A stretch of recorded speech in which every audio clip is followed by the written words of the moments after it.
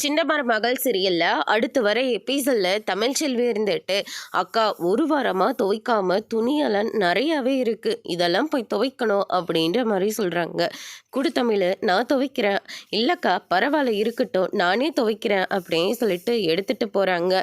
இது எல்லாத்தையுமே நம்ம சேதுபதி பார்த்துட்டு இருக்காரு. இவ்வளோ துணியும் ஒரு புள்ளத்தச்ச பொண்ணு எப்படி துவைக்குவா அப்படின்னு சொல்லிட்டு அடுத்த நாள் காலையிலேயே பார்த்தீங்கன்னா ஷோரூமுக்கு போயிட்டு வாஷிங் மிஷினு, ஃப்ரிட்ஜு, மிக்சின்னு சொல்லிட்டு எல்லாம் என்னென்ன பொருள் தேவையோ அது எல்லாத்தையுமே வாங்குறாரு.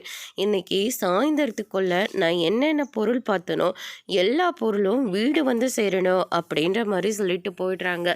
அதுக்கு அடுத்ததாக சொன்ன மாதிரியாக அவங்களும் வீட்டுக்கெல்லாம் பொருளெல்லாம் பேக் அனுப்பி விடுறாங்க. அவங்க என்னென்ன பொருள் பார்த்துட்டு வந்தாங்களோ எல்லா பொருளும் இறங்குது.